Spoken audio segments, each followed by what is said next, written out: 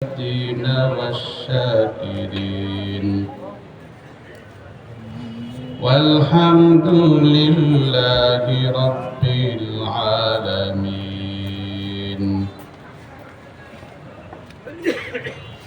سبحانك لا علم لنا إلا ما علمتنا إنك أنت العليم الحكيم.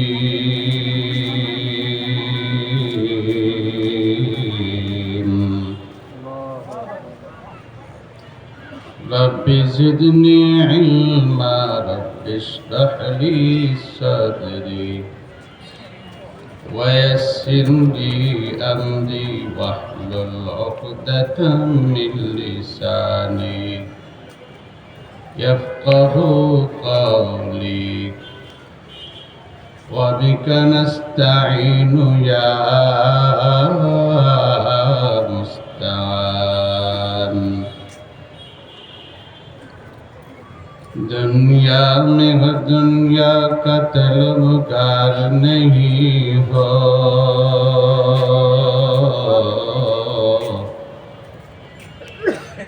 दुनिया में हो दुनिया का तलबगार नहीं हो, बाजार से गुजर हो खरीदार नहीं हो, बाजार से गुजर हो खरीदार नहीं हो।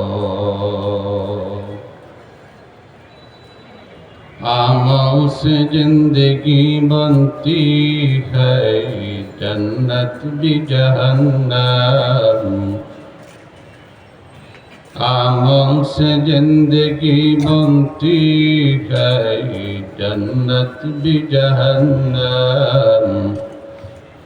ये खाक अपनी फितरत में है न नूरी है न नारी, ये खाक अपनी फितरत में है न नूरी है न नारी। जगह जी लगाने की दुनिया नहीं है, जगह जी लगाने की दुनिया नहीं है। यह इबरत की जा है तमाशा नहीं है, यह इबरत की जा है तमाशा नहीं है। اللهم صل على محمد وعلى آل محمد كما صليت على إبراهيم وعلى آل إبراهيم إنك حميد مجيد. اللهم بارك على محمد وعلى آل محمد كما باركت على إبراهيم وعلى آل إبراهيم إنك حميد مجيد.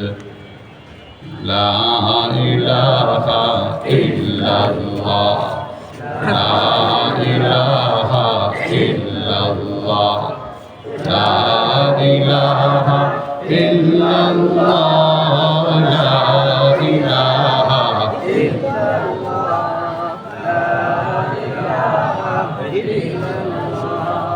لا إله إلا الله، لا إله إلا الله، لا إله إلا الله.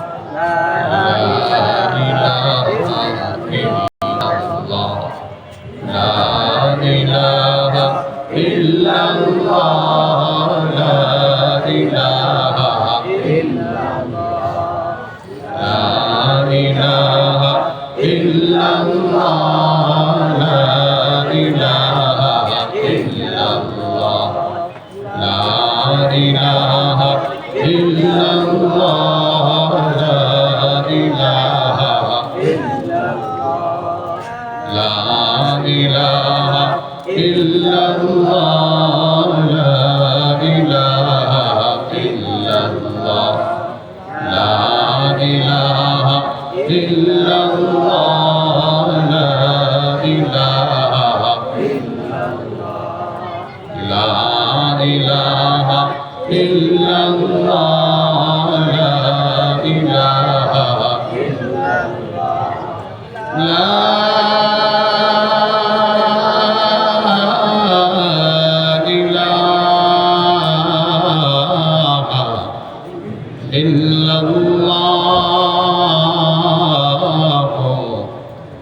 মুহাম্মাদুর রাসূলুল্লাহ সাল্লাল্লাহু আলাইহি ওয়াসাল্লাম। দারুন নাজাত আদর্শ মহিলা মাদ্রাসা, দারুন নাজাত আজিজিয়া মাদ্রাসা এতিমখানায় কর্তৃক আয়োজিত ওয়াজ ও দোয়ার মাহফিলের সম্মানিত সভাপতি আলহাজ মোহাম্মদ শফিকুর রহমান, সভাপতি মাহফিল পরিচালনা কমিটি, প্রধান অতিথি মুফতি মিজানুর রহমান কাসেমি, সিনিয়র পেশ ইমাম, জাতীয় মসজিদ বাইতুল মুকাররম ঢাকা, হযরত অল্প সময়ের মধ্যে স্টেজে এসে পড়বে এবং আখেরি বয়ান করে মুনাজাত করবেন। আমরা দোয়া করি হযরতের হায়াতের মধ্যে আল্লাহ তাআলা বরকত দান করেন, নেক হায়াত দান করেন, বেশি থেকে বেশি দ্বীনের খেদমত করার তৌফিক দান করেন। আমার আগে বয়ান করেছেন মুফতি আহমদুল্লাহ শাহিদি সাহেব, ইমাম ও খতিব মসজিদুল আকসা জামে মসজিদ। অত্যন্ত গুরুত্বপূর্ণ আলোচনা করেছেন, প্রয়োজনীয় আলোচনা করেছেন। আমরা দোয়া করি আল্লাহ পাক রব্বুল আলামিন আরো বেশি থেকে বেশি ইখলাস ও খুলুসিয়াতের সাথে দ্বীনের খেদমত করার তৌফিক দান করেন। মহব্বতের মানুষ, দোস্ত মানুষ, একসাথে আমরা লেখাপড়া করছি। আল্লাহ পাক রব্বুল আলামিন এই মহব্বতটাকে জরিয়া করে আবার আরশের ছায়াতলে একসাথে বসার তৌফিক দান করেন। মুআজ্জাজ মুকাররম উলামায়ে কিরাম, মুরব্বিয়ানে আযম, সমবয়স্ক বন্ধুরা, ছোট ভাইরা, পর্দার আড়ালের মা বোনেরা, সকলেই সর্বপ্রথম মহান আল্লাহ সুবহানাহু ওয়া তাআলা জাল্লা জালালুহু ওয়া আম্মা নওয়ালুহু দরবারে শুকরিয়া আদায় করি, যিনি আমাদেরকে পৃথিবীর মধ্যে শ্রেষ্ঠ একটা মজমা, কোরআন ও হাদিসের মজমা, দ্বীনি মজমা, উলামায়ে কিরামের মজমায় এসে বসার মতো তৌফিক দান করলেন, সুযোগ দান করলেন, কবুল করলেন। তাই সকলের রবের প্রশংসা করুণার্থী অন্তর অন্তঃস্থল থেকে মহাব্বতের সাথে বলি আলহামদুলিল্লাহ।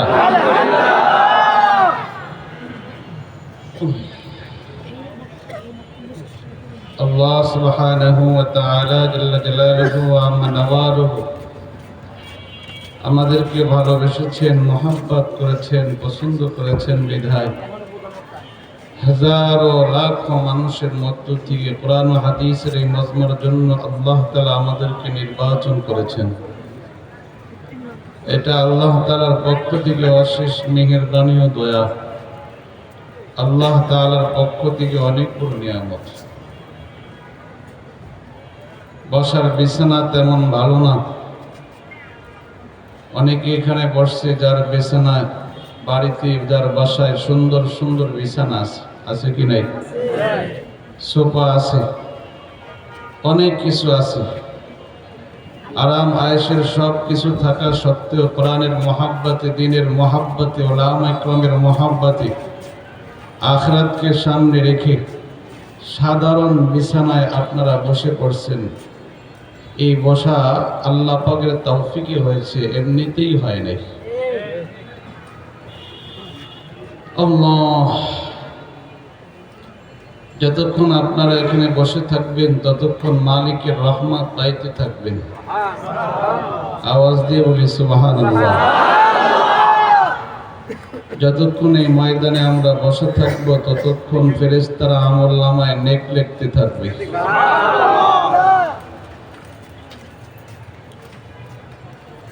পিছনে অনেক দোস্ত, অনেক বন্ধুরা দাঁড়িয়ে আছে, বসার জায়গা পাচ্ছে না। সবাইকে একটু বসার সুযোগ করে দিয়ে আমরা একটু সামনের দিকে এগিয়ে আসি। কষ্ট হলেও জানি বসার জায়গাটা তেমন ভালো না, তারপরেও কষ্ট হলে একটু সামনে এগিয়ে আসেন। যেই জায়গায় বসছেন জায়গাটা পরিষ্কার হয়েছে, সামনে আগাইলে একটু কাপড়টা ময়লা হবে, তারপরও মালিক খুশি হবে, রব্বে কারিম খুশি হবে। রব্বে কারিমকে খুশি করার জন্য আমরা সামনে এগিয়ে বসে আমাদের আরো দিনী বন্ধুদেরকে বসার সুযোগ করে দেয়। আল্লাহ, যেই বন্ধুরা কষ্ট করে সামনে এগিয়ে বসতেছে, তুমি তাদের আখিরাতকে উজ্জ্বল করে দাও। প্রতিটা হিম্মতে, প্রতিটা নড়াচড়ার মধ্যে তুমি নেক দান করে দাও, গুনাহ মাফ করে দাও। সামনে চলে আসি, সামনে চলে আসি। ওয়াজ তো আমি বেশি করব না, আজকের বয়ান তো হবে বাইতুল মুকাররমের ইমাম মুফতি মিজানুর রহমান কাসিমি দামাত বারাকাতুহু আলিয়ার। হযরতকে সবসময় পাওয়া যায় না, আমি তো নিজেদের মানুষ। জিলপাড়া মসজিদে আপনারা তাফসির শুনতে যান, অনেকে জমা পড়তে যান, পরিচিত মানুষ। এই জন্য আজকের আলোচনা মূলত আমার না, আজকের মূল আলোচনা হবে মুফতি মিজানুর রহমান কাসিমি সাহেব দামাত বারাকাতুহু আলিয়ার। হযরত অল্প সময়ের মধ্যে আসবে, আপনারা হযরতের সাথে হাত ওঠায়া আখেরি মুনাজাত দিয়ে এখান থেকে যাবেন। রাজি আছেন তো ইনশাআল্লাহ? আল্লাহ কবুল করেন, বলুন আমিন। আমি সূরাতুন নিসা-এর 36 নম্বর আয়াতটি তেলাওয়াত করছি। আয়াতকে সামনে রেখে সংক্ষিপ্ত আকারে কিছু কথা বলার চেষ্টা করব, মালিক যদি তৌফিক দান করেন। সকলে দিল থেকে দোয়া করেন অল্প সময়ে মালিক যেন আমার জবান দিয়ে এমন 2-4টি কথা বের করে দেন, যেই কথাগুলো আমার জন্য ফায়দা হয়, আপনাদের জন্য ফায়দা হয়, এলাকাবাসীর জন্য উপকার হয়। সকলে বলুন আমিন। তেলাওয়াতকৃত আয়াতের মধ্যে আল্লাহ পাক রব্বুল আলামিন আমাদেরকে কয়েকটি নির্দেশ দিয়েছেন। এই নির্দেশগুলো কি কি আমরা শুনব এবং আমল করব। রাজি আছি তো ইনশাআল্লাহ? এমনটা যেন না হয় এক কান দিয়ে শুনলাম আর এক কান দিয়ে বের করে দিলাম। এখানে বসাটা হলো উদ্দেশ্য, আমরা শুনবো, আমল করব, বিনিময়ে জান্নাত পাবো। জান্নাতে যাইতে মন চাই তো ইনশাআল্লাহ? কার কার মন চায়? আল্লাহু আকবার। আরো আওয়াজ দিয়ে আল্লাহু আকবার। আল্লাহ, তুমি এই হাতগুলোকে জান্নাতি হাত হিসেবে কবুল করে নাও, এই বান্দাগুলোকে জান্নাতি বান্দা হিসেবে কবুল করে নাও। আয় আল্লাহ, সাধারণ বিছানায় বসে পড়ছি, তেমন পরিষ্কার পরিচ্ছন্ন না। আল্লাহ, এই সাধারণ বিছানায় বসার বদলাতে আরশের ছায়াতলে দামি বিছানায় বসার তৌফিক দান করে দেন। আল্লাহ তাআলা কবুল করেন, বলুন আমিন। তেলাওয়াতকৃত আয়াতের মধ্যে আল্লাহ পাক রব্বুল আলামিন প্রথম যে নির্দেশ দিয়েছেন, এই নির্দেশটা হলো আমাদের জীবনের মূল টার্গেট, আমাদের জীবনের মূল উদ্দেশ্য। আল্লাহ পাক রব্বুল আলামিন কেন আমাদেরকে দুনিয়াতে পাঠাইলেন? আল্লাহ পাকের উদ্দেশ্য আছে কি নাই? নাকি অনর্থক সৃষ্টি করছি? অবশ্যই মালিকের একটা উদ্দেশ্য আছে। সেই উদ্দেশ্যটা কি মালিক নিজেই আমাদেরকে জানাই দিয়েছেন। সুবহানাল্লাহ। কেন মালিক আমাদেরকে বানাইলেন, কেন সৃষ্টি করলেন, মালিক আমাদেরকে বিষয়টা জানাই দিয়েছেন। এই যে লাইট বানানো হয়েছে অনর্থক? লাইট আলো দেবে, আমরা সেই আলোয় রাস্তা দেখতে পাবো, একটা উদ্দেশ্য আছে। মাইক বানানো হয়েছে অনর্থক? মাউতে কথা বলা হবে, মাইকের মাধ্যমে আওয়াজটা ছড়িয়ে পড়বে, একটা উদ্দেশ্য আছে। প্রত্যেকটা বস্তু সৃষ্টির পিছনে একটা উদ্দেশ্য থাকে। তো মালিক যে আমাদেরকে সৃষ্টি করলেন, উদ্দেশ্যহীন সৃষ্টি করে নাই, অবশ্যই একটা উদ্দেশ্য আছে। সেই উদ্দেশ্যটা কি?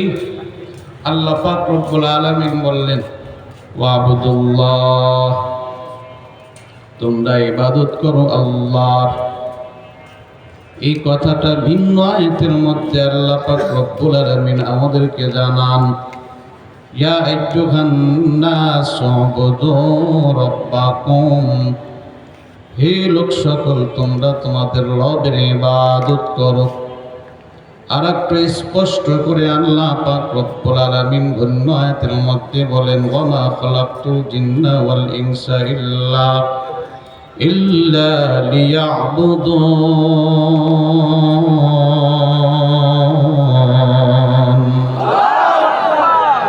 আমি আল্লাহ মানব এবং জিন জাতিকে সৃষ্টি করেছি একমাত্র আমি আল্লাহর ইবাদতের জন্য। সুবহানাল্লাহ।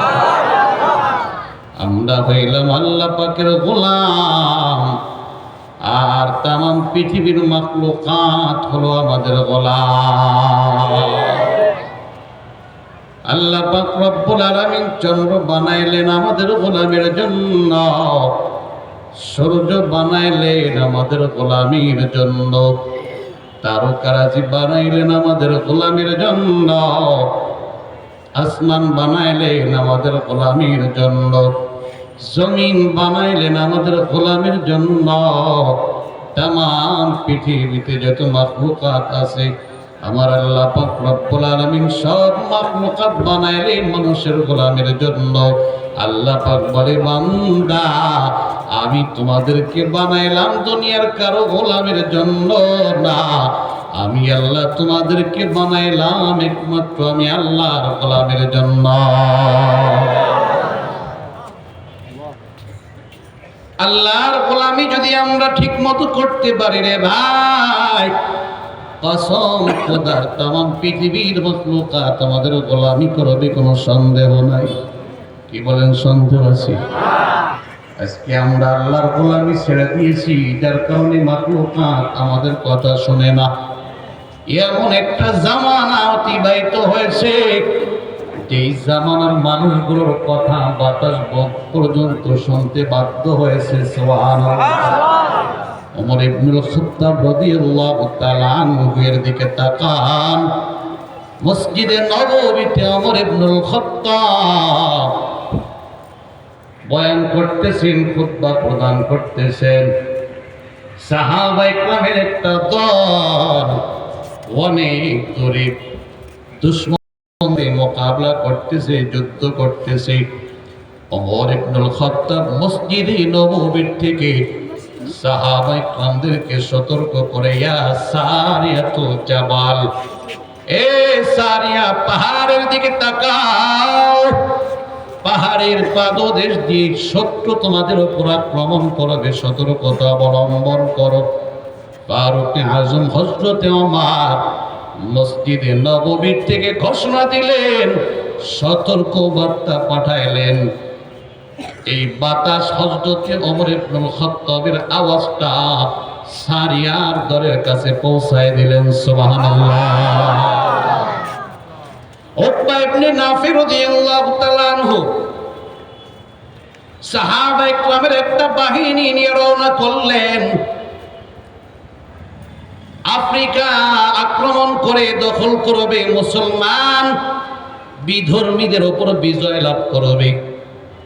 উকবা ইবনে নাফি রাদিয়াল্লাহু তাআলা আনহু আফ্রিকায় চলে গেলেন। বিশ্রামের দরকার, অবস্থানের দরকার, কোথায় অবস্থান করবে জায়গা নাই। উকবা ইবনে নাফি রাদিয়াল্লাহু তাআলা আনহু বলে, সাথীরা আমার টেনশন করিও না, রাতের বেলায় আমরা আফ্রিকার জঙ্গলে অবস্থান করব। সুবহানাল্লাহ। সাথী সঙ্গীরা ডাক দিয়ে বলে, ও উকবা ইবনে নাফি, কেমনি আমরা জঙ্গলে অবস্থান করব? সেখানে বাঘ ভাল্লুক থাকে, সাপ বিচ্ছু থাকে, হিংস্র প্রাণীগুলো থাকে, কাজেই তারা তো আমাদেরকে দংশন করবে, কামড় দিবে, আমাদের উপর আক্রমণ করবে। উকবা ইবনে নাফি বলে, টেনশন করিও না, আমরা হইলাম আল্লাহর গোলাম, তামাম পৃথিবীর মাখলুকাত হলো আমাদের গোলাম। আমি সামনে অগ্রসর হই, তোমরা আমার পেছনে পেছনে আসো, কোনো ভয় পেও না, টেনশন করিও না। উকবা ইবনে নাফি আফ্রিকার জঙ্গলের ভিতরে প্রবেশ করে একটা ভাষণ প্রদান করলেন। আইয়াতুহাল হাশারাতু ওয়াস-সিবাব, নাহনু আসহাবু রাসূলিল্লাহি সাল্লাল্লাহু আলাইহি ওয়াসাল্লাম, ফারহালু ইন্না নাজিলুনা ফামান ওয়াজাদনাহু বা'দু কাতাল্লাহু। হে জঙ্গলের অবস্থানরত হিংস্র প্রাণী, আমরা হইলাম নবীর সাহাবী। সুবহানাল্লাহ। ফারহালু, তোমরা চলে যাও, ইন্না নাজিলুনা, আমরা এখানে অবস্থান করব, জায়গা খালি করে দাও। ফামান ওয়াজাদনাহু বা'দু কাতাল্লাহু, আমি উকবা ইবনে নাফি ভাষণ দেওয়ার পর খবরদার কোন মাখলুকাত যেন দেখতে না পায়, যদি কাউকে পাওয়া যায় তাকে কিন্তু ছাড়ব না, কতল করে ফেলব। নবীর সাহাবী উকবা ইবনে নাফি ভাষণ দেওয়ার সাথে সাথে সব মাখলুকাত জঙ্গল ছেড়ে পালাইতে আরম্ভ করলো। সুবহানাল্লাহ। জঙ্গলার বাঘিনী তার বাচ্চাটাকে দাঁত দিয়ে কামড় দিয়ে নিয়ে চলে যায়। গর্তের পিপিলিকাগুলো গর্ত থেকে বের হয়ে রাস্তা দিয়ে চলে যায়। সব মাখলুকাত বিদায় নিয়ে গেল, জঙ্গল খালি হয়ে গেল। উকবা ইবনে নাফি বলে, সাহাবা একরাম, টেনশন করিও না, অবস্থান করো, কোনো মাখলুকাত আক্রমণ করবে না। আব্দুল্লাহ ইবনে আব্বাস রাদিয়াল্লাহু তাআলা আনহু মদিনা থেকে বাইতুল্লাহর দিকে রওনা করলেন। কিছু দূর অগ্রসর হওয়ার পর আব্দুল্লাহ ইবনে আব্বাস রাদিয়াল্লাহু তাআলা আনহু তাকায় দেখে অনেক মানুষ এক জায়গায় দাঁড়িয়ে আছে, সামনে কেউ অগ্রসর হয় না। ডাক দিয়ে বলে, ও আল্লাহর বান্দারা, তোমরা কেন এখানে জমাত হয়ে আসো? এখানে কেন জমা হয়ে আসো? বলো, এখানে কেন অবস্থান করতেছো? সামনে কেন আগাও না? লোকজন ডাক দিয়ে বলে, আব্দুল্লাহ ইবনে আব্বাস, সামনে একটা বাঘ বসা আছে, যার কারণে সামনে আগায় না। সামনে যদি অগ্রসর হয়, বাঘে আক্রমণ করতে পারে, বাঘে খেয়ে ফেলতে পারে। আব্দুল্লাহ ইবনে আব্বাস বলে, তোমরা দাঁড়াও, আমাকে সামনে অগ্রসর হইতে দাও। নবীর সাহাবী আব্দুল্লাহ ইবনে আব্বাস রাদিয়াল্লাহু তাআলা আনহু সামনে অগ্রসর হয়ে বাঘের কানটা ধরে ডাক দিয়ে বললেন, আইয়ুহাল আসাদ, হে বাঘ শুনে নাও, আর নাহনু আসহাবু রাসূলিল্লাহি সাল্লাল্লাহু আলাইহি ওয়াসাল্লাম, আমরা কিন্তু নবীর সাহাবী। আব্দুল্লাহ ইবনে আব্বাস রাদিয়াল্লাহু তাআলা আনহু বাঘের কানটা ধরে রাখলেন, লোকদেরকে ডাক দিয়ে বললেন, তোমরা যাও, কসম আল্লাহর, বাঘটা তোমাদেরকে কিছুই বলবে না। কারণ নবীর কথা যখন শুনছে আমরা, নবীর সাহাবী, বাঘটা আর আক্রমণ করবে না। এরে আল্লাহর গোলাম, আজকে আমাদের কথা শোনে না, কারণটা কি, রহস্যটা কি? আমরা আল্লাহর গোলামি করতে পারি না, নবীর তরিকা অনুযায়ী জীবনটাকে পরিচালনা আমরা করি না। কসম খোদার, আল্লাহর গোলামি যদি ঠিক মতো আমরা করতে পারি, নবীর তরিকা অনুযায়ী জীবনটাকে পরিচালনা করে, এই দোস্ত, আজকে কাফের মুশরিকরা মুসলমানদের উপর আক্রমণ করে, জুলুম অত্যাচার করে, মুসলমান মাজলুম কেন? একটাই কারণ, মুসলমান আল্লাহর গোলামি ছেড়ে দিয়েছে। কসম খোদার, এখন থেকে যদি আবার গোলামি আরম্ভ করে দেয়, কাফের বেঈমান মুসলমানদের ভয়ে পালাইতে থাকবে, ঠিক কিনা? এটা আল্লাহ পাকের ওয়াদা। وعد الله الذين آمنوا منكم وعملوا الصالحات ليستخلفنهم في الأرض كما استخلف الذين من قبلهم وليمكنن لهم دينهم الذي ارتضى لهم وليبدلنهم من بعد خوفهم أمنا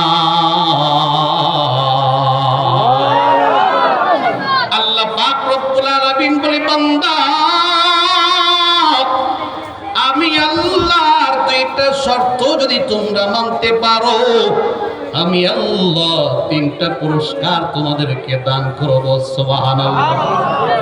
1 নম্বর পুরস্কার হলো তাম পৃথিবীর মধ্যে আমি আল্লাহ মুসলমানদেরকে খিলাফতের দায়িত্ব দেব। সুবহানাল্লাহ। লা ইস্তাখলিফান্নাহুম ফিল আরদি কামাস্তাখলাফাল্লাযীনা মিন ক্বাবলিহিম ওয়া লা ইউমাক্কিনান্না লাহুম দীনাহুমুল্লাযী ইরতাদা লাহুম।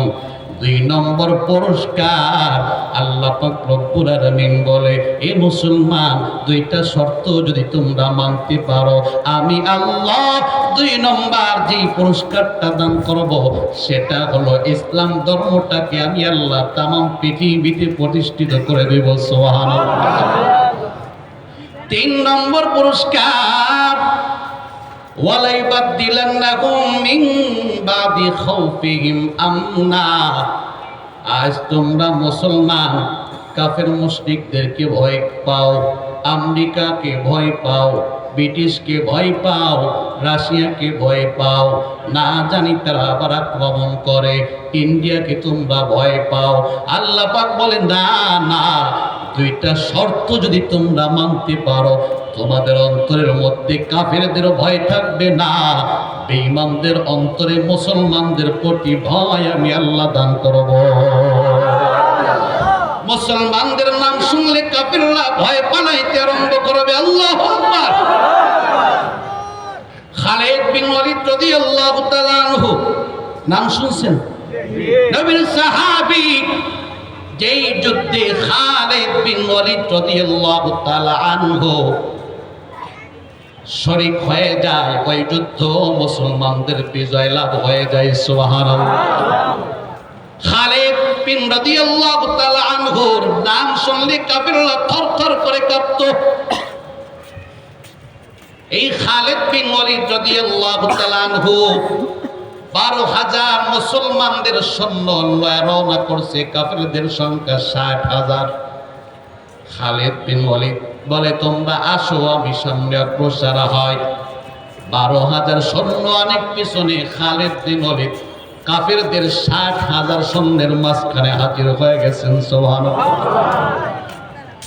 খালিদ বিন ওয়ালিদকে দেখার সাথে কাফের বেঈমানরা রাস্তা করে দিয়েছে, কে আসে রাস্তা করে দাও। খালিদ বিন ওয়ালিদ 60,000 সৈন্যের মাঝখানে যখন দাঁড়ায় গেলেন, হাতে অস্ত্র নেওয়া লাগলো না, শুধুমাত্র একটা কবিতা পাঠ করলেন, যুদ্ধ শেষ হয়ে গেল। কাফের মুশরিকরা ভয় পালাইতে আরম্ভ করে দিল। এই যে দৌড়াদৌড়ি আরম্ভ করেছে, এতেই কাফের মুশরিকদের অনেকে নিহত হয়েছে, আহত হয়েছে। বিজয়ের পতাকা খালিদ বিন ওয়ালিদ উত্তোলন করে যখন রওনা করলেন, তাকায় দেখে খালিদ বিন ওয়ালিদের 12,000 সৈন্য কেবল সীমান্তে আসছে। খালিদ বিন ওয়ালিদ বলে, যুদ্ধ শেষ, মুসলমানদের বিজয় হয়ে গেছে।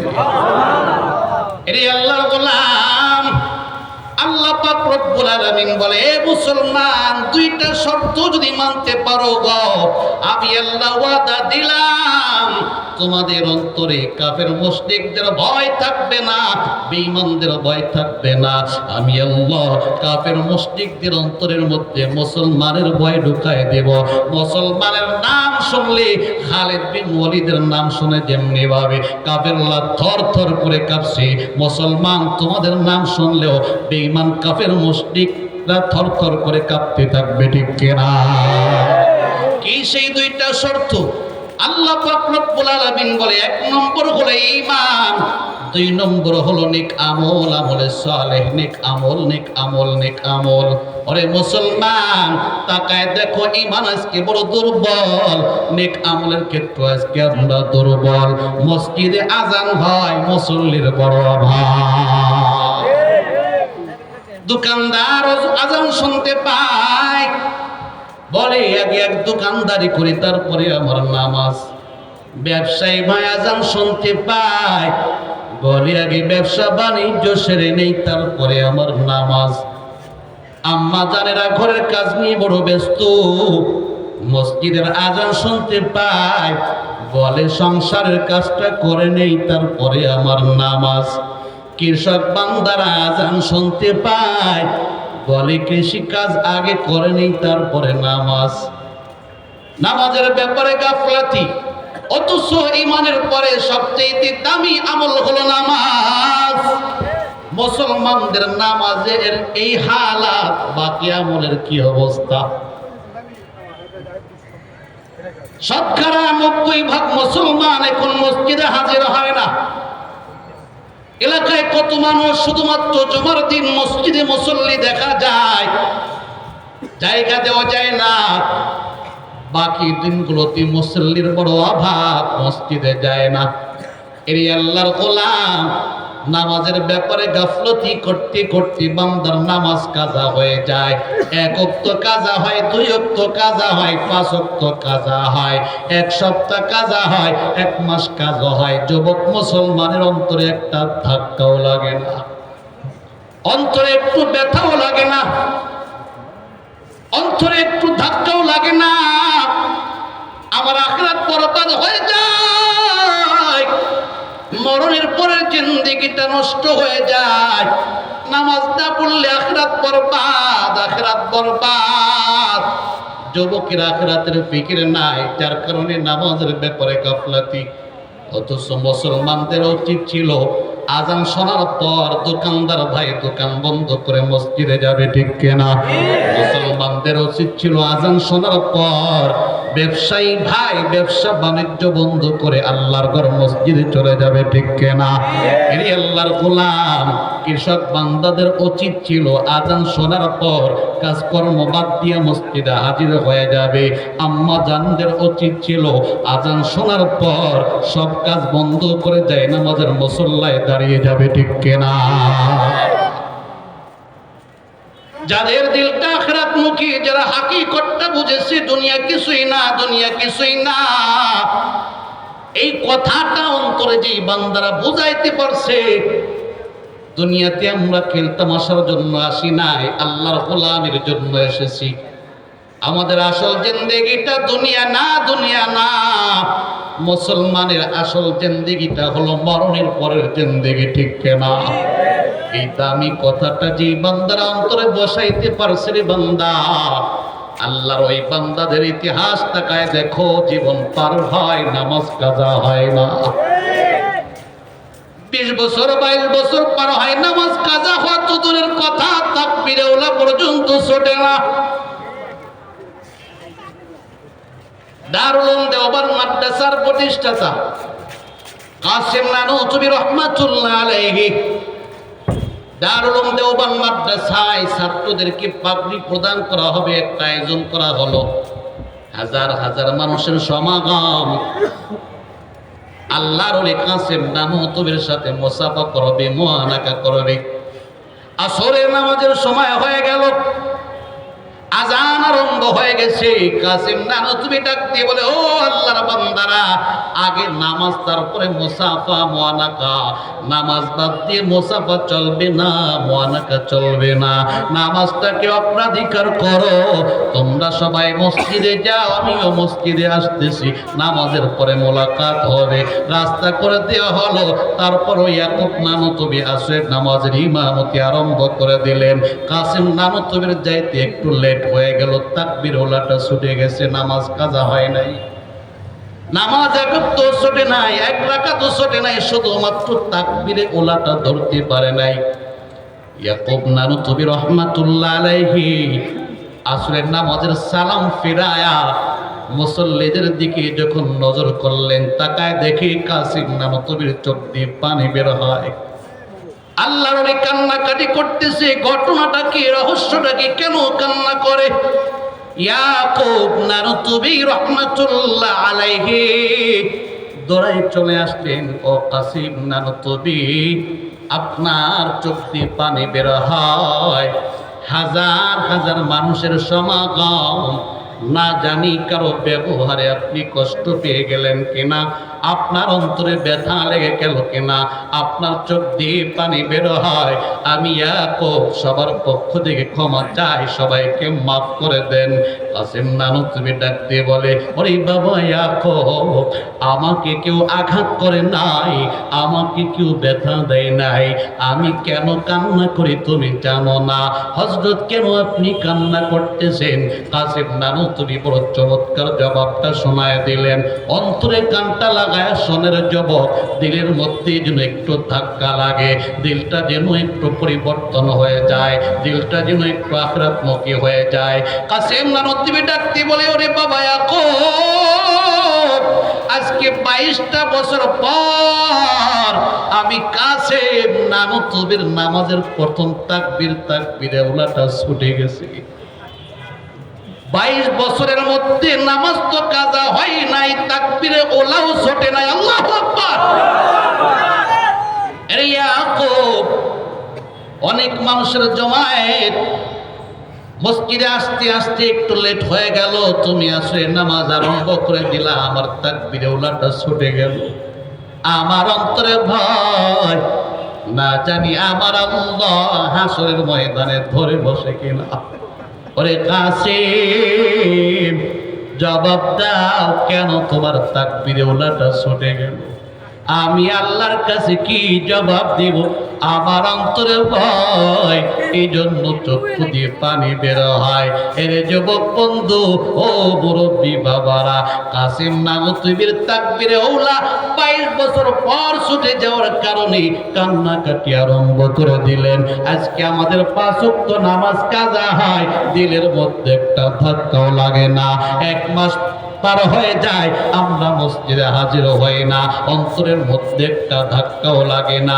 1 বছর পার হয়ে যায়, যুবক সন্তান মসজিদে হাজির হয় না, অন্তরে একটা ধাক্কাও লাগে না। কারণটা কি, রহস্যটা কি? জীবনের মূল টার্গেট আমরা হারাই ফেলাইছি। কাসেম নানুতুবি জীবনের মূল টার্গেট ঠিক করতে পারছি, আমরা জীবনের মূল টার্গেট ঠিক করতে পারি নাই, ঠিক কিনা? কুতুবউদ্দিন বখতিয়ার কাকি রহমাতুল্লাহ আলাইহির নাম অনেকে শুনেছেন, যার নামে দিল্লিতে আজও কুতুব মিনার তৈরি করা আছে রে ভাই। প্রতিদিন শত শত মানুষ বিভিন্ন দেশ থেকে কুতুব মিনার দেখার জন্য আসে। কে সেই কুতুবউদ্দিন? বয়স যখন 1.5 বছর দুনিয়ার থেকে বাবা ইন্তেকাল করে বিদায় নিয়ে যায়। কুতুবউদ্দিন 1.5 বছর বয়সে কলেজার টুকরা বাবাকে হারায়। এই কুতুবউদ্দিনের মায়ের কাছে লালিত পালিত হয়। বয়স যখন 6 বছর, কুতুবউদ্দিনের মা কুতুবউদ্দিনের হাতটা ধরে মাদ্রাসায় নিয়ে গেলেন। ওস্তাদজি গো, আমার কুতুবউদ্দিন বড় এতিম, বাবা নাই, আমি মায়ের বড় আশা, আমার কুতুবউদ্দিনকে হাফেজ কোরআন বানাবেন, আমার কুতুবউদ্দিনকে আলিফ বাতার সবক দিয়ে দেবেন। আমার মনটা বলে, আমার কুতুবউদ্দিন যখন আল্লাহর কালাম তেলাওয়াত করবে, আমার আল্লাহ রহমতের দরিয়ার মধ্যে জোশ এসে যাবে। আমার আল্লাহ খুশি হইয়া কুতুবউদ্দিনের তেলাওয়াতের বদলাতে বাবার কবরটাকে জান্নাতের টুকরা বানায় দিবে। কেমন মারে, কেমন মা! দুনিয়াদার মা না, সন্তানটাকে আখিরাতের সম্বল গোছানোর জন্য নিয়ে আসছে। ওস্তাদজি গো, আমার কুতুবউদ্দিনকে আলিফ বাতার সবক দিয়ে দিন, আমি মায়ের বড় আশা, আমার সন্তান হাফেজ কোরআন হবে। কলিজার টুকরা মা ওস্তাদজির কাছে কুতুবউদ্দিনকে রেখে চলে গেলেন বাড়িতে। ওস্তাদজি ওযু বানায়া কুতুবউদ্দিনকে ওযু শিখায়া আলিফ বাতার সবক দিয়ে আরম্ভ করে দিলেন। ও কুতুবউদ্দিন, তুমি পড়ো আলিফ বাতাসা।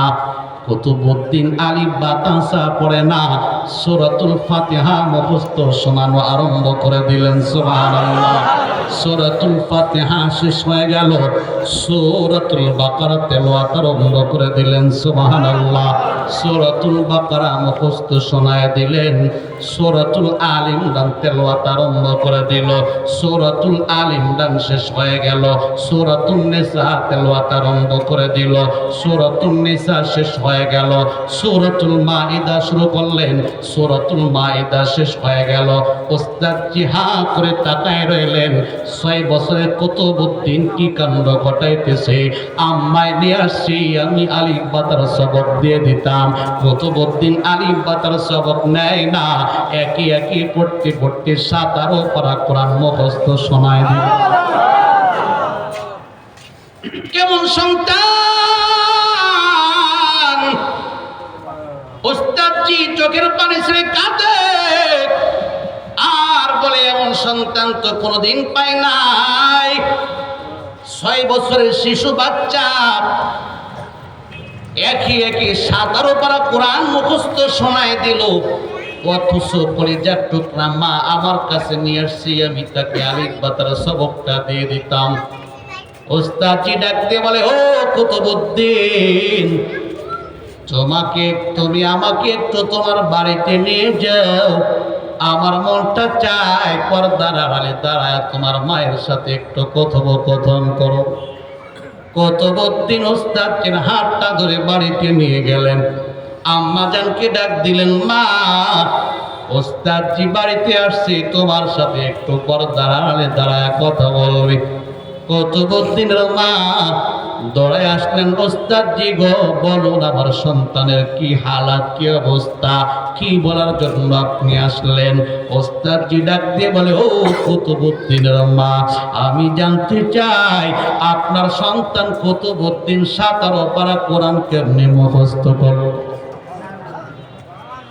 মা ডাক দিয়ে বলে, আশ্চর্য কারবার ওস্তাদজি গো, আপনি হলেন আমার কুতুবউদ্দিনের প্রথম উস্তাদ, আপনি হলেন আমার কুতুবউদ্দিনের প্রথম শিক্ষক।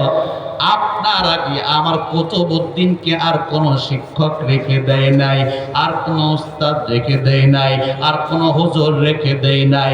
আমার কুতুবউদ্দিন 17 পারা কোরআন কেমনে মুখস্থ করলো, আপনাকে কেমনে শোনাইলো, আমি মাই তো বুঝি না। সুবহানাল্লাহ। ওস্তাদজি গো, আপনি আমার কুতুবউদ্দিনকে জিজ্ঞাসা করুন, কুতুবউদ্দিন 17 পারা কোরআন কেমনে মুখস্থ করলো? ওস্তাদজি ডাক দিয়ে বলে, ও কুতুবউদ্দিন, তুমি একে একে 17 পারা কোরআন মুখস্থ শোনাই দিলা, কার কাছ থেকে কোরআন 17 পারা মুখস্থ করলা? তোমার ওস্তাদকে কে তোমাকে শিক্ষা দিল, একটু জবাব দাও।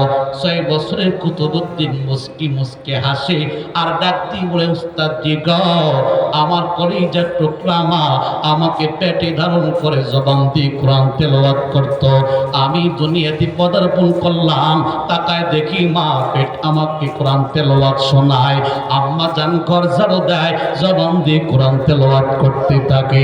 কলিজার টুকরা মা রান্না বান্না করে, জবান দিয়ে কোরআন তেলাওয়াত করতে থাকে।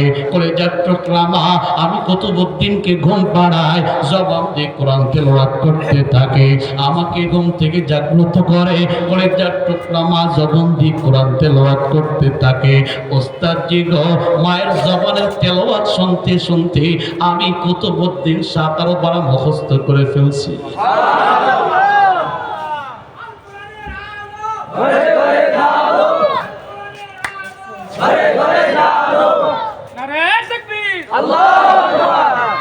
কেমন মারে কেমন মা, আজকে মাসে এমন মার বড় অভাব।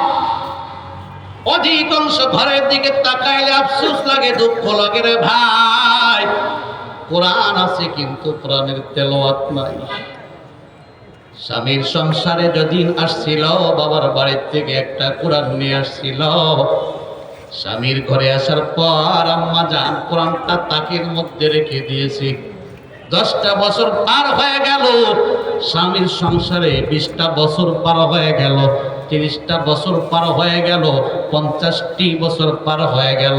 আম্মা জান ওই তাক থেকে কোরআনটা বের করে একটা দিন তেলাওয়াত করার সুযোগ পায় নাই। যার কারণে মা স্বামীর মধ্যে আজকে মিল মোহাব্বত নাই, সন্তান মা বাবার সাথে সম্পর্ক নাই, মোহাব্বত নাই। কসম খোদার, যেই ঘরে আল্লাহর কালামের তেলাওয়াত হয়, আমার আল্লাহ কোরআন তেলাওয়াতের বদলাতে ওই ঘরের মধ্যে রহমত বরকত নাজিল করে দেয়। সুবহানাল্লাহ। এই আল্লাহর গোলাম, যেই ঘরের মধ্যে মালিকের কালামের তেলাওয়াত হয়, ওই ঘরের মধ্যে স্বামী স্ত্রীর মধ্যে আমার আল্লাহ মিল মোহাব্বত ভালোবাসা পয়দা করে দেন। মা বাবা সন্তানের মধ্যে আমার আল্লাহ মিল মোহাব্বত পয়দা করে দেন। কসম খোদার বলে যায়, আজ থেকে ঘরের মধ্যে কোরআন তেলাওয়াত আরম্ভ করে দেন, ঘরের মধ্যে শান্তি আসবে, অশান্তি দূর হবে। ঠিক কিনা? আফসোস লাগে, আজকে অধিকাংশ মা বোনেরা তো কোরআন তেলাওয়াতই করতে পারে না। ছোটবেলায় মা বাবা মাকতুবে পাঠায় কোরআনটা শিখিয়েছিল, তেলাওয়াত না করতে করতে আজকে মায়েরা কোরআন তেলাওয়াত ভুলে গিয়েছে। বলবে হুজুর আজকে তো মায়েদেরকে বলতেছে, আমাদেরকে বলে নাই। না রে বাবা, না, এই অলসতা শুধু মায়েদের না, না, যুবক সন্তানরাও কোরআন তেলাওয়াত না করতে করতে কোরআনটা ভুলে গেছে। পুরুষেরাও, অধিকাংশ পুরুষ, শতকরা 90% পুরুষের দিকে তাকান, সহি সত্যভাবে কোরআন তেলাওয়াত করতে পারে না। 10% যা পারে তেলাওয়াত করার সুযোগ তাদের হয় না। এরে আল্লাহর গোলাম, যার কারণে মুসলমানের ঘরে শান্তি নাই, মুসলমানের ঘরের মধ্যে অশান্তি আরম্ভ হয়ে গেছে। সন্তান মা বাবার অবাধ্যাচরণ করতে থাকে। আজ থেকে প্রতিজ্ঞা করো, প্রতিটা ঘরে কোরআন তেলাওয়াত আরম্ভ করবা। কসম আল্লাহর, আমার আল্লাহ ঘরটাকে জান্নাতি পরিবেশ সৃষ্টি করে দিবেন, ঘরের মধ্যে রহমত বরকত দিয়া শান্তি সৃষ্টি করে দিবেন। আমার আল্লাহ ওই ঘরের মধ্যে সুখ শান্তিতে জীবন যাপন করার তৌফিক দান করবে। ঠিক কিনা? মহিলা মাদ্রাসার পক্ষ থেকে মাহফিল, আমার দিলটা বড় খুশি হয়ে গেছে। মা বোনদের লেখাপড়ার জন্য একটা ব্যবস্থা। আবার আমি তাকায় দেখলাম এতিমখানাও এখানে আছে। যদি কোনো মেয়ে এতিম হয়, এই মাদ্রাসায় বিনা খরচে তাকে লেখাপড়া করানো হবে। সুবহানাল্লাহ। আল্লাহর কাছে দোয়া করি, আল্লাহ তুমি মাদ্রাসাটাকে কবুল করে নাও, এই মাদ্রাসায় ছাত্রী দ্বারা তুমি ভরপুর করে দাও, আমাদের সবাইকে এতিমখানার খেদমত গুজার বান্দা হিসেবে কবুল করে নাও। বলুন আমিন। কোরআন তেলাওয়াত করব তো ইনশাআল্লাহ। কুতুবউদ্দিনের মা ডাকতে বলে, উস্তাদ জি গো, তাহলে তো আমার সন্তানের কাছ থেকে আপনি শুনলেন, আমার সন্তান কেমনে 17 পারা কোরআন মুখস্থ করলো। উস্তাদ জি শুনুন, আমি মাও 17 পারা কোরআনের হাফেজা। আবার কলেজার টুকরা মা বাবা 17 পারা কোরআন আমাকে মুখস্থ করাইছিলেন, যার কারণে যখনই সময় পাই জবান দিয়ে কোরআন তেলাওয়াত করতে থাকি। রান্না বান্না করি, জবানটা কোরআন তেলাওয়াত দ্বারা চলতে থাকে। ঘর ঝাড়ু দেই, জবান দিয়ে কোরআন তেলাওয়াত বের হইতে থাকে। ঘুমাইতে যাই, জবান দিয়ে কোরআন তেলাওয়াত বের হইতে থাকে। ঘুম থেকে উঠি, জবান দিয়ে কোরআন তেলাওয়াত বের হইতে থাকে।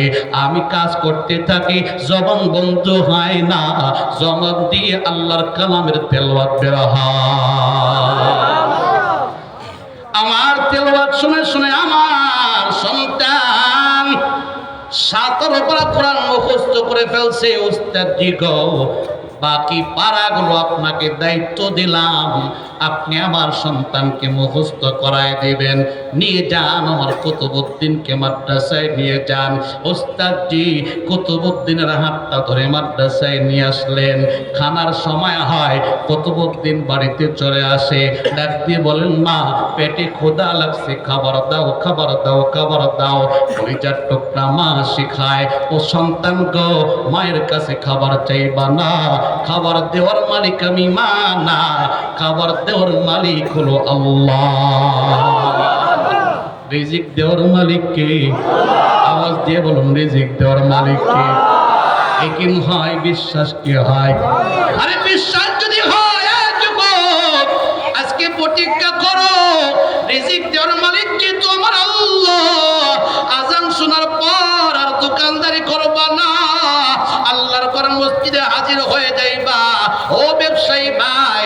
রিজিক দেওয়ার মালিক যে তোমার আল্লাহ, আজকে প্রতিজ্ঞা করো আযান শোনার পর আর ব্যবসা বাণিজ্য করবা না, আগে নামাজ তারপরে তোমার ব্যবসা বাণিজ্য।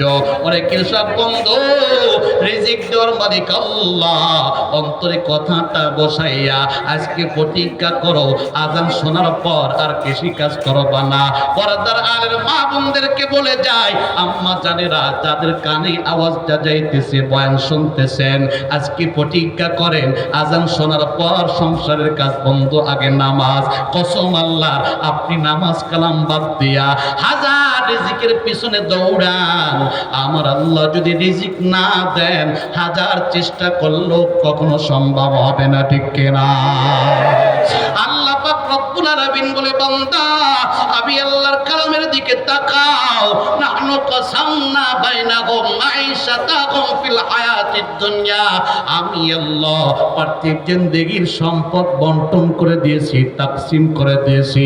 অনেকের মনে প্রশ্ন হবে, হুজুর আল্লাহ পাক রব্বুল আলামিন সম্পদ বন্টন করে দিলেন, তাকসিম করে দিলেন, তাহলে একজনকে কেন ধনী বানাইলেন আর একজনকে কেন গরিব বানাইলেন?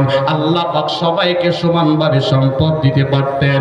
আল্লাহ পাক বলে, বান্দা আমি জানি তোমাদের মধ্যে প্রশ্ন উদয় হবে, যার কারণে আমি আল্লাহ নিজেই প্রশ্নের জবাবটা দিয়ে দিলাম।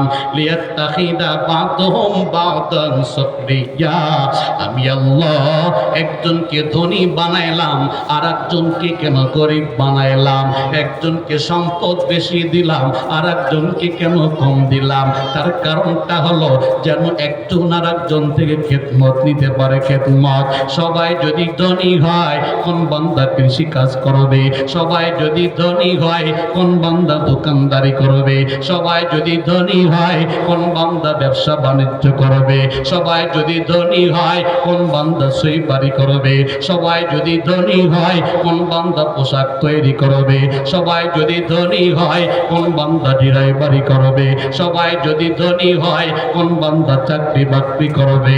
দুনিয়ার নিজাম ঠিক থাকবে না, আমি আল্লাহ দুনিয়ার নিজাম ঠিক রাখার জন্য কাউকে ধনী বানাইলাম, কাউকে গরিব বানাইলাম। তবে ধনী হলেই বান্দা সফলতা অর্জন করবে না, না, ধনী হওয়া এক জিনিস, সফলতা ভিন্ন জিনিস। কারণ সম্পদের মালিক কিন্তু সফলতা অর্জন করতে পারে নাই। ফিরআউন সম্পদের মালিক, সফলতা অর্জন করতে পারে নাই। নমরুদ সম্পদের মালিক, সফলতা অর্জন করতে পারে নাই। অন্যদিকে তাকাও, বিলালে হাবশি সম্পদের মালিক না, কিন্তু সফল কাম বান্দা। কেমন সফল কাম বান্দার যুবক পায়? আল্লাহ নবী রাহমাতাল লিল আলামিন মিরাজের রজনীতে যখন জান্নাত ভ্রমণ করতেছিলেন, পয়গম্বর লক্ষ্য করে দেখে নবীর সামনে হযরতে বিলালের খরমের আওয়াজ শোনা যায়। জান্নাতের মধ্যে হযরতে বিলালে হাবশির খরমের আওয়াজ শোনা যায়। আল্লাহু আকবার। বিলালে হাবশি গরিব মানুষ, কিন্তু সফল কাম বান্দা। সম্পদের মাধ্যমে বান্দার সফলতা না, আল্লাহর গোলামির ভিত্তিতে বান্দার সফলতা, তাকওয়ার ভিত্তিতে বান্দার সফলতা। সে আল্লাহর যে বান্দারা ধনী হোক আর গরিব হোক, যদি আল্লাহর গোলামি ঠিক মতো করতে পারে, হার হালাতে আল্লাহর গোলামিটাকে প্রাধান্য দেয়, ওই বান্দার মরণের পর আখিরাতের জিন্দেগিটা চমৎকার জিন্দেগি হয়ে যায়, আখিরাতের জীবনটা সুন্দর জীবন হয়ে যায়। ওই বান্দার মরণটা হাসি মুখে হয়, বান্দার মরণটা কালিমার সাথে হয়, বান্দার মরণটা ঈমানের সাথে হয়। বান্দা হাসরের ময়দানে নবীর বরকতে হাতে হাউজে কাউসারে পানি পান করে গো, আরশের ছায়া তলে বসে থাকে, পুলসিরাতের পুল চোখের পলকে পার হইয়া বিনা হিসাবে জান্নাতে প্রবেশ করে। সুবহানাল্লাহ। সফলতার ভিত্তি সম্পদ না, সফলতার ভিত্তি হলো তাকওয়া। সফলতার ভিত্তি সম্পদ না, সফলতার ভিত্তি হলো নেক আমল, নেক আমল, নেক আমল। ধনী বান্দা আল্লাহর দেওয়া দেওয়া সম্পদ যদি আল্লাহর রাস্তায় ব্যয় করে, ওই বান্দা দুনিয়ারও বাদশা আখিরাতেরও বাদশা। ওসমান গনির দিকে তাকান, আমার আল্লাহ সম্পদের মালিক বানাইলেন। দুনিয়াতে ওসমান গনি বখিলাতি করে না, কৃপণতা করে না, আল্লাহর রাস্তায় ব্যয় করে, আল্লাহর রাস্তায় ব্যয় করে।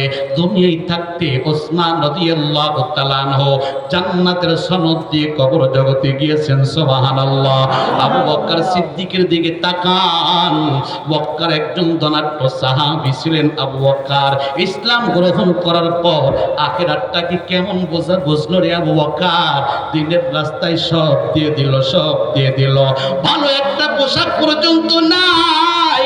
আবু বকরের দেহে চটের পোশাক, চটের পোশাক। রহমাতাল লিল আলামিনের সামনে হযরতে আবু বকর চটের পোশাক পরিধান করে বসে আছে। জিবরাইল আলাইহিস সালাতু ওয়াস সালাম নবীর কাছে এসে নবীজিকে সালাম দিলেন। নবী তাকায় দেখে জিবরাইল আলাইহিস সালামের দেহের মধ্যে চটের পোশাক। নবী ডাকতে বলে, জিবরাইল তোমার দেহে কেন চটের পোশাক? ইতিপূর্বে আমি পয়গম্বর চটের পোশাক তোমার দেহে দেখি নাই, আজকে কেন চটের পোশাক পরিধান করলা?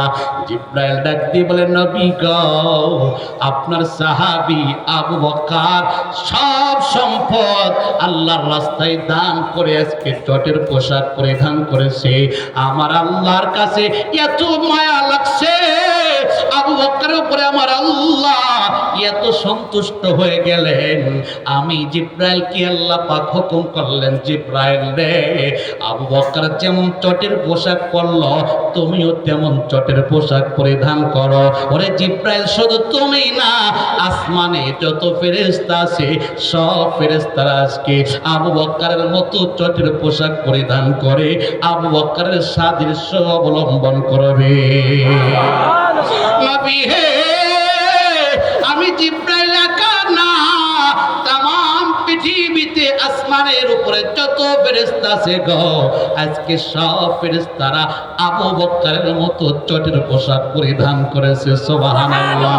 ও পয়গম্বর, আপনার আবু বকরের উপরে আল্লাহ এত খুশি, এত খুশি, এত খুশি, আল্লাহ পাক নিজের পক্ষ থেকে আবু বকরকে সালাম জানিয়েছেন। সুবহানাল্লাহ।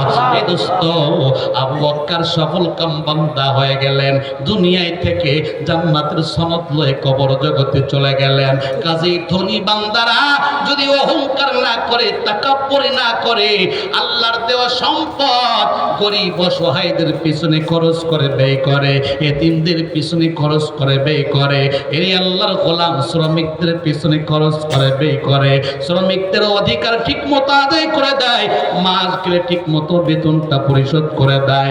কসম আল্লাহ, এই বান্দা দুনিয়ারও বাদশা, মরণের পরেরও বাদশা, ঠিক কেনা? আরে গরিব দোস্ত, মনটা খারাপ করিও না। আমার আল্লাহ তোমাকে গরিব বানিয়েছে, তোমাকে সম্পদ কম দিয়েছে। আল্লাহ পাক রব্বুল আলামিনের উপর নারাজ তুমি হয়ো না। দুনিয়ার নিজাম ঠিক রাখার জন্য আমার আল্লাহ সম্পদ কাউকে বেশি দিলেন, কাউকে কম দিলেন। গরিব বন্ধুরে, আমার আল্লাহ তোমাকে যে অবস্থায় রাখলেন, ওই অবস্থায় আল্লাহর গোলামি তুমি করতে থাকো।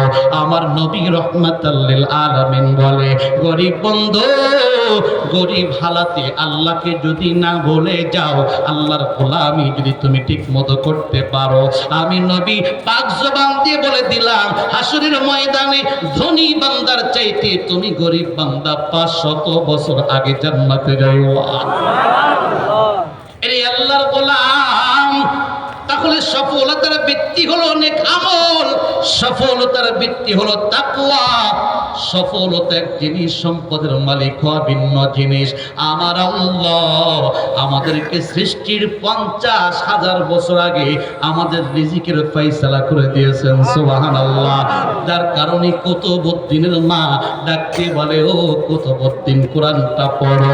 আল্লাহ পাক রব্বুল আলামিন কোরআনে জানায় দিয়েছেন, ওয়া মা মিন দাব্বাতিন ফিল আরদি ইল্লা আলাল্লাহি রিজকুহা।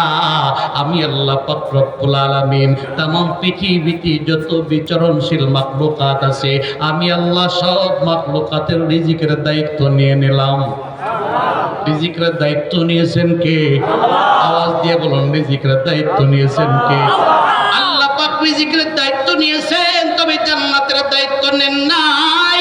আল্লাহ পাক বলে, বান্দা রিজিক দেওয়ার দায়িত্ব আমি আল্লাহ নিয়ে নিলাম, অল্প সময় মেহনত করবা, আমি আল্লাহ বাজেটকৃত রিজিক তোমার কাছে পৌঁছায় দিব। তবে রে বান্দা, আমি আল্লাহ জান্নাতের মালিকানা আমি তোমাকে দায়িত্ব নেই নাই। তোমার জান্নাতটা তোমার কামাইতে হবে। কেমনে জান্নাতটা তুমি কামাইবা? ইন্নাল্লাযীনা আমানু ওয়া আমিলুস সালিহাত কানাত লাহুম জান্নাতুল ফিরদাউসি নুজুলা। আল্লাহ পাক জান্নাতের জন্য দুইটা শর্ত লাগাইলেন, রিজিকের জন্য কোনো শর্ত লাগান নাই। আল্লাহ পাক বলে, বান্দা রিজিকের জন্য কোনো শর্ত না, আমি আল্লাহ রিজিক দেওয়ার মালিক, না খাওয়ায় তোমাকে কবরে নেব না। তবে রে বান্দা, জান্নাতটা আমি আল্লাহ দিব না। জান্নাত পাইতে হলে দুনিয়াতে কষ্ট করা লাগবে। কি কষ্ট তুমি করবা? এক নম্বর হলো তোমার ঈমান আনয়ন করতে হবে। ইন্নাল্লাযীনা আমানু, এক নম্বর শর্ত হলো ঈমান। ঈমান তো আলহামদুলিল্লাহ আমাদের প্রত্যেকেরই আছে। দুই নম্বর শর্ত হলো ওয়া আমিলুস সালিহাত, নেক আমল, নেক আমল, নেক আমল। আল্লাহ পাক বলে, ঈমান এবং নেক আমল যদি ঠিক থাকে রে বান্দা, আমি আল্লাহ ওয়াদা দিলাম, কানাত লাহুম জান্নাতুল ফিরদাউসি নুজুলা। মরণের পর আমি আল্লাহ জান্নাতুল ফিরদাউস তোমাকে দান করব। কাজী রিজিকের পেরেশানি কমাও, জান্নাতের পেরেশানি বাড়াও। কোন কাজ করলে জান্নাত মিলবে সেই কাজ তুমি করো। রিজিকের পেরেশানি কমায় দাও। এরে আল্লাহর গোলাম কুতুবউদ্দিনের মা ডাক দিয়ে বলে, কুতুবউদ্দিন রিজিক আল্লাহর কাছে চাও, আমি মায়ের কাছে তুমি রিজিক চাইবা না। কুতুবউদ্দিন ডাক দিয়ে বলেন, মা আল্লাহর কাছে কেমনে রিজিক চাইব? বলে, যায় নামাজের মুসল্লাটা বিছায়া দাও, 2 রাকাত নামাজ আদায় করে চোখটা বন্ধ করো, 2টা হাত আল্লাহর দরবারে বাড়ায়া দাও। আল্লাহর কাছে বলো, আল্লাহ পেটে ক্ষুধা লাগছে, খাবার দাও, খাবার দাও। শিশু বাচ্চা যায় নামাজের মুসল্লা বিছায়া চোখটা বন্ধ করে 2টা হাত আল্লাহর দরবারে বাড়ায়া বলে, আল্লাহ পেটে ক্ষুধা লাগছে, খাবার দাও।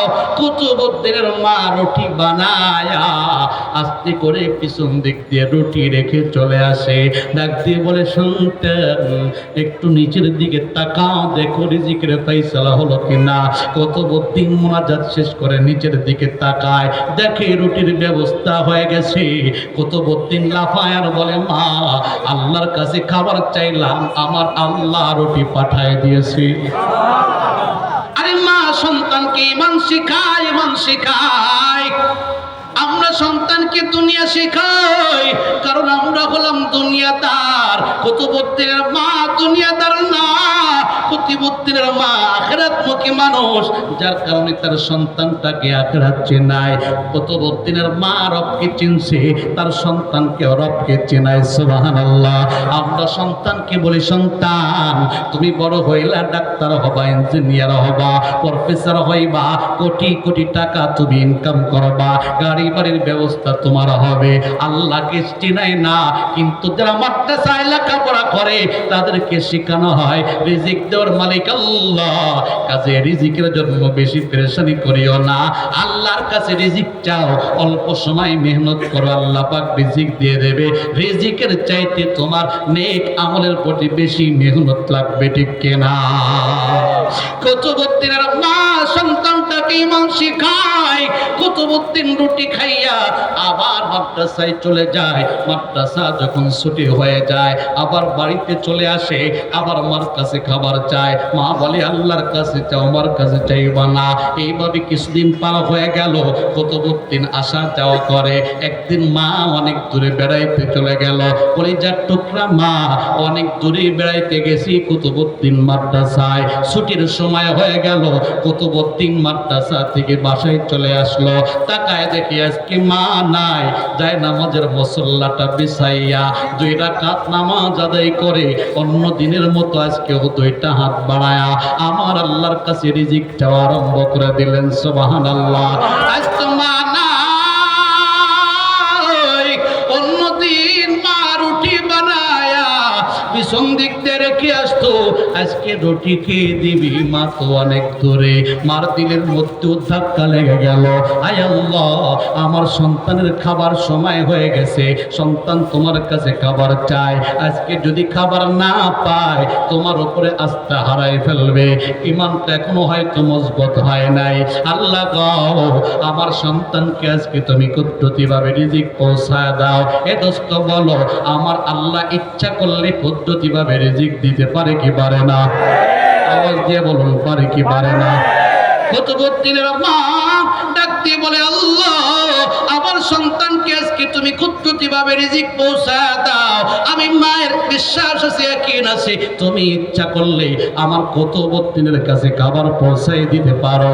আমি মা আল্লাহর কালাম পড়েছি, আল্লাহর কালামের মধ্যে অনেক ঘটনা দেখেছি। আল্লাহ গো তুমি কুদরতিভাবে অনেকের কাছে খাবার পৌঁছায় দিয়েছো। মারিয়াম আলাইহিস সালামের দিকে তাকান, মারিয়ামের খালু হলো জাকারিয়া পয়গম্বর আলাইহিস সালাতু ওয়াস সালাম। জাকারিয়া পয়গম্বর মারিয়ামকে লালন পালন করে, ঘরের মধ্যে তালা লাগায়া জাকারিয়া পয়গম্বর দাওয়াত দিতে বের হয়ে যায়। 2-4 দিন পার হয়ে যায়, মারিয়ামের কথা স্মরণ থাকে না, মারিয়ামের কথা স্মরণ থাকে না। 2-4 দিন পার হওয়ার পর হঠাৎ করে যখন মারিয়ামের কথা স্মরণ হয়, জাকারিয়া পয়গম্বর দৌড়ায়, না জানি মারিয়াম না খেয়ে দুনিয়ার থেকে বিদায় নিয়ে গেল কিনা। তালাটা খুলে দরজাটা ধাক্কা লাগায়, দেখে মারিয়াম মরে নাই, মারিয়াম যায় নামাজের মুসল্লায় বসা। জাকারিয়া পয়গম্বর তাকায় দেখে গো মারিয়ামের যায় নামাজের মুসল্লার চতুর্পাশে ফল ফলাদের অভাব নাই। বেমৌসুমি ফল দেখা যায়, আঙ্গুরের মৌসুম না আঙ্গুর দেখা যায়, আমের মৌসুম না আম দেখা যায়। আশ্চর্য কারবার, জানালা বন্ধ, দরজা বন্ধ, এই ফলগুলো কোথার থেকে আসলো? মারিয়ামের ফল দেখে জাকারিয়া পয়গম্বর আশ্চর্য হয়ে গেল, অপেক্ষমান। মারিয়াম সালাম ফেরাবে, মারিয়ামের কাছে জিজ্ঞাসা করবো ফলগুলো কোথার থেকে আসলো। মারিয়াম সালাম ফিরাইলো, জাকারিয়া পয়গম্বর প্রশ্ন আরম্ভ করলেন, কালাইয়া মারিয়াম আন্না লাকি হাদা, মারিয়াম তুমি বলো এই ফলগুলো কোথার থেকে আসলো? মারিয়াম বড় চমৎকার জবাব দেন, কালাত হুয়া মিন ইনদিল্লাহ, ইন্নাল্লাহা ইয়ারযুকু মান ইয়াশাউ বিগাইরি হিসাব। আপনি আমাকে ভুলে যাইতে পারেন গো, আমার আল্লাহ আমাকে ভুলে না। আপনি যে খাবারগুলো আমার সামনে দেখেন, সব খাবার আমার আল্লাহর পক্ষ থেকে এসেছে। আমার আল্লাহ যাকে চান হিসাব ছাড়া রিজিক দান করেন। জাকারিয়া পয়গম্বরের তখন পর্যন্ত কোনো সন্তান ছিল না, নিঃসন্তান। জাকারিয়া পয়গম্বর বৃদ্ধ হয়ে গিয়েছেন, কোনো সন্তান নাই, কোনো সন্তান নাই। আরে আল্লাহর গোলাম জাকারিয়া পয়গম্বর আশাও হারাই ফেলছে, আর সন্তান হবে না। বৃদ্ধ বয়সে কারো তো সন্তান হয় না, কিন্তু আল্লাহর কুদরত যখন দেখে ফেললেন, আল্লাহ পাক বেমৌসুমি ফল কুদরতিভাবে পৌঁছায় দিয়েছে। জাকারিয়া পয়গম্বর বলে, আমার আল্লাহ দেখা যায় ও সম্ভবকে সম্ভব করতে পারে। এবার দোয়া আরম্ভ করে দিলেন, হুনালিকা দাআ জাকারিয়া রাব্বা ক্বালা রাব্বি হাবলি মিন লাদুনকা যুররিয়াতান তাইয়্যিবা ইন্নাকা সামিউদ দুআ। জাকারিয়া পয়গম্বর বলে, আল্লাহ একটা নেক সন্তান দাও, আমার ইয়াকিন হয়ে গেছে তুমি অসম্ভবকে সম্ভব করতে পারো। মারিয়ামের কাছে কুদরতিভাবে খাবার পৌঁছায় দিয়েছো, ইচ্ছা করলে আমার কাছে খাবার দিতে পারো। আল্লাহ গো, নারায়ে তাকবীর, নারায়ে তাকবীর। প্রধান মেহমান মুফতি মিজানুর রহমান কাসিমি দামাত বারাকাতুহুম আলিয়া উপস্থিত হয়ে গেছে। সবাই একটু দিল থেকে বলি আলহামদুলিল্লাহ।